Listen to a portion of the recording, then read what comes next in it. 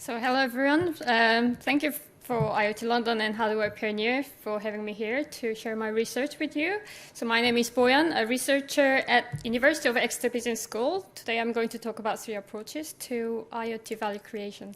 So here's a bit about me. So I'm originally from South Korea, have been working as a postdoctoral research fellow in DigitLab project since last year. DigitLab is EPSRC funded project that accelerates digital innovation for growth, impact, and transformation of large established organizations, but not necessarily. We're also working with SMEs. We are working on those 5 themes, but specifically I'm focusing on the last one, data-driven design, data-driven innovation. My background is I completed PhD in design at Lancaster University, which was a part of Petra's IoT project, which was also EPSRC funded research with 9 universities exploring issues around IoT, such as governance, security, privacy, acceptability and adoption, and also harnessing economic value. I did my master in design strategy and innovation at Brunel University, then worked as a service design researcher at South Korea, so my approach is very much service design. And as an academic career, I worked around I did research around how to use data for new product service development. So in relation to the DigitLab project and also my PhD research, this is what I'm going to talk about today. Firstly, I will talk about what is Internet of Things, then comparing creating value between things and Internet of Things, and introduce 3 approaches to IoT value creation, then 5 critical design principles in IoT development. So what is the IoT? I think you know better than me, so I'm not going to go through all the different definitions. However, there are some keywords that I'd like to highlight. IoT is interconnected objects, which minimize human interaction and allow for continuous value improvement. I know this is really important to achieve. Is any of you familiar with any of these development processes? Hands up. Which one can you tell? V-models. Some stage gate, some agile, yes. So these are the top 2 are the product development process, which illustrate that there is a gate between each phase to decide go or no go of product development. One on the bottom left is called V model, and in the center is agile. Both are software development process. The one at the bottom is service development process, and the one next to it is product service system development. As you can see, the 2 columns separated product and service. Some of these are well known and still used by companies, but outdated, I would argue, because to explain Internet of Things development. Do you know why? Okay, because none of these encompass data process or encompass both hardware and software development together. These can explain the traditional approaches of creating value through things, but not Internet of Things. Therefore, I investigated how companies create value through IoT development. I conducted 6 case studies, including IoT system for healthcare, home security and energy, terrain maintenance, and 3 subsectors in farming industry, such as vertical farming, tropical farming, and dairy farming. So this is generic process of traditional product development, which consists of 6 phases. Activities are around hardware only, and this is new product development process for Internet of Things. The phases are kind of similar, but IoT process has to consider hardware, software, and data algorithms development activities all together. So based on these activities, I have developed new process model for IoT development, reflecting the attributes of complex IoT development practice. It consists of 3 cycles, which is different value creation trajectories, I would say. The process starts from the top left cycle, which is hardware-centered. Then once the system is deployed, it moves to either software-centered development at the bottom or machine learning algorithms centered development on the right, or back to hardware-centered development. And this is distinctive to existing processes. It's continuous and emergent. It encompasses each element, hardware, software, and algorithms, illustrated with a different color legend, like hardware is green, software is blue, and the data or algorithm development is a pink color. they are all like used as a design resource, but because development speed and approaches are distinctive to each other, IoT development is very complicated. Like hardware development takes for ages to launch the product, whereas software can be developed and launched overnight. Algorithms, as considered as software, the development doesn't take that long, but collecting, cleansing the data for use to use for algorithms takes very long time. So how this model could explain three approaches to IoT value creation. These are the different trajectories of IoT value creation that the companies took. These approaches are not mutually exclusive, but can be applied at the same time. I'll go through each approach in the next slides.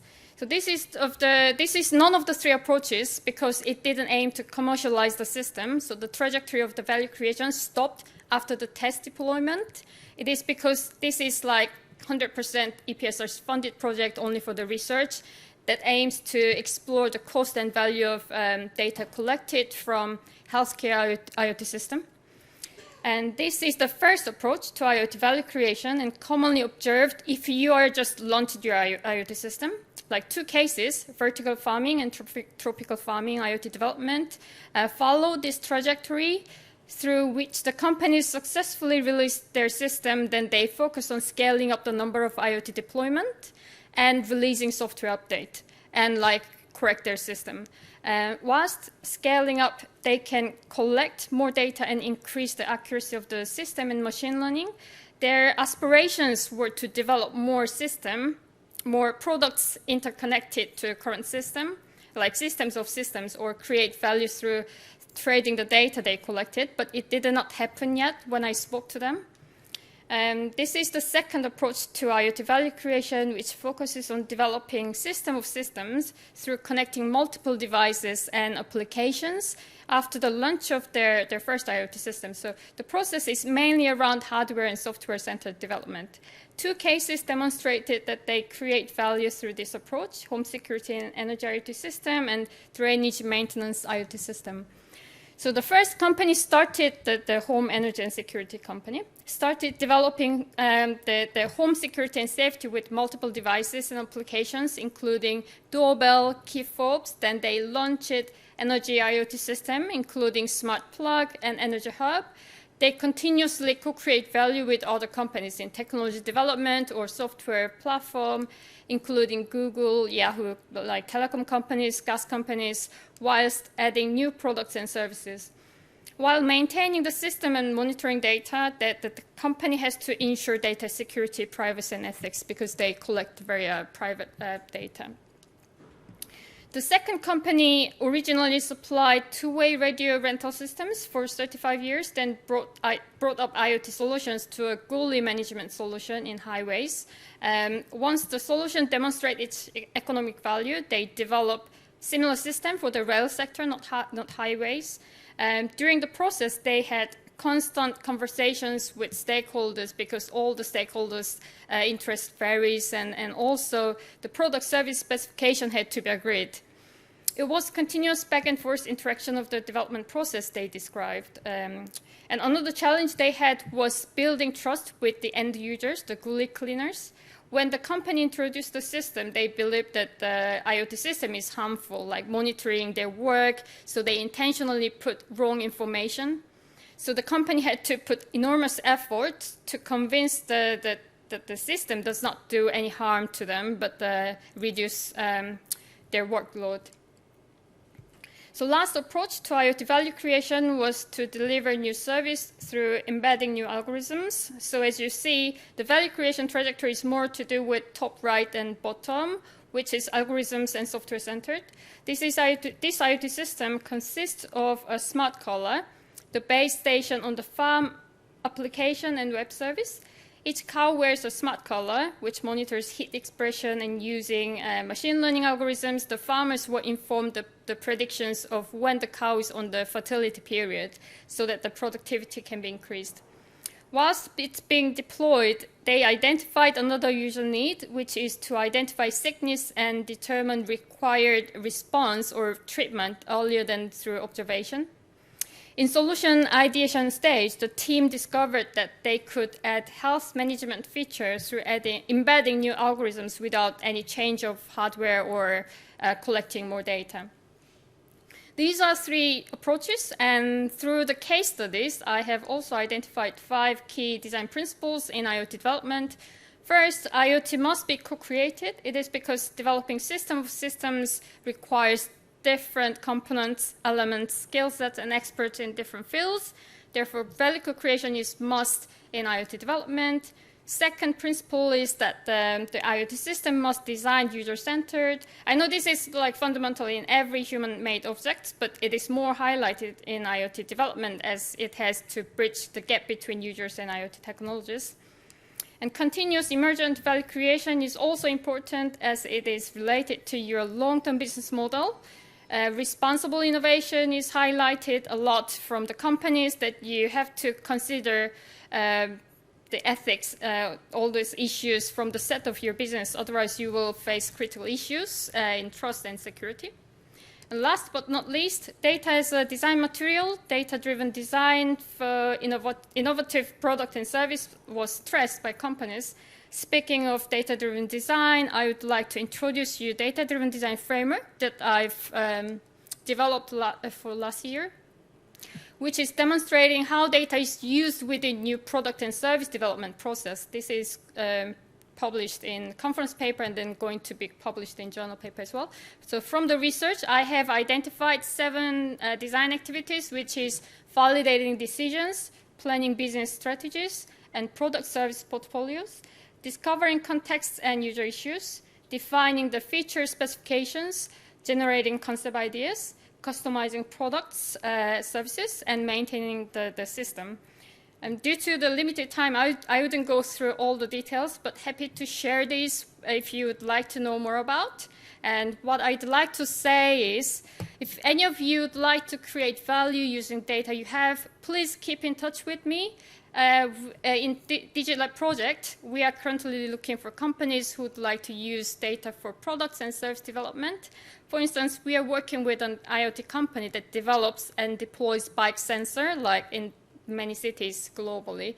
They have been collecting massive data set and demonstrated the value of it, but there is an obstacle to actually realize the value through a tangible outcome. So we are planning a series of service design workshops with the internal and external stakeholders to develop the solutions.